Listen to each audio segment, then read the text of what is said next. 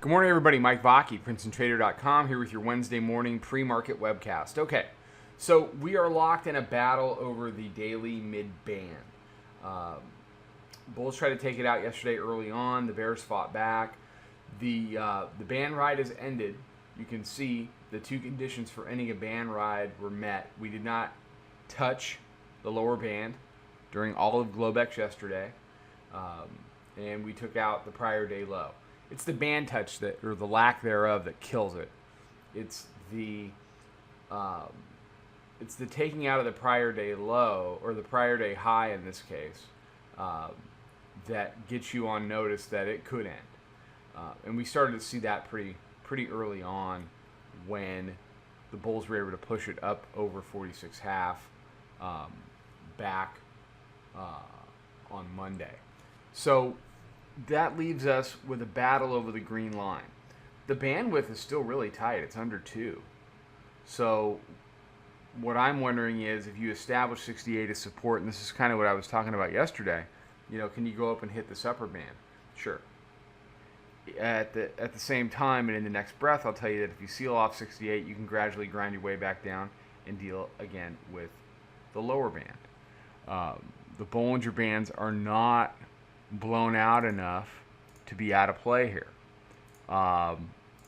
What happened is what typically happens, which is the Bears just don't have enough sustained follow-through to deal with relentless dip buying.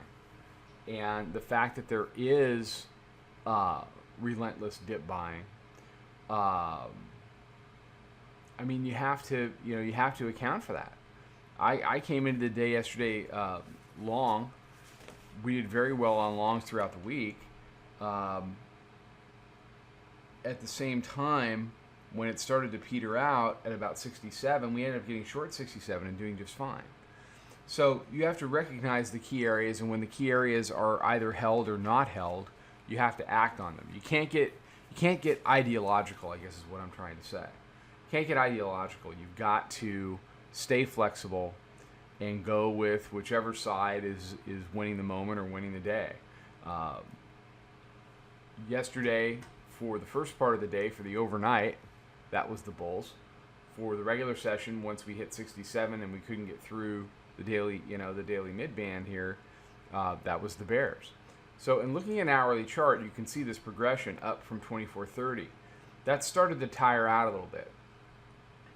You had what was a lower low versus Monday, and a lower high versus Monday. You've got a marginal higher high here, and you've got some support. But you can see things are kind of starting to chop around a little bit after the big move off of the lows. Whether that's just a way station for a move higher, or whether 24.68 is going to end up going resistance and you're going to see a hard break of this 57 area, I would say is important. To get down to a weekly pivot at 52, that remains to be seen. But the bottom line is the Bulls have the advantage above 24.68. So as long as we're above the daily mid-band, the Bulls have the advantage. We're at a buy dips market at that point, just as a baseline assumption. And you have to be buying those dips along with them, at least until the daily mid-band is broken and converted to resistance by the Bears. At that point, then you start to think sell rallies. So we're certainly at an inflection point. The hard part for you short-term traders out there, the hard part about doing short-term time frame trading at long-term price inflection points is that you're going to get chewed up. Don't get chewed up. Wait for the resolution, then trade it. There'll be plenty of handles after this thing has decided what it wants to do. All right, everybody have a fantastic day. I will catch you for the midday update.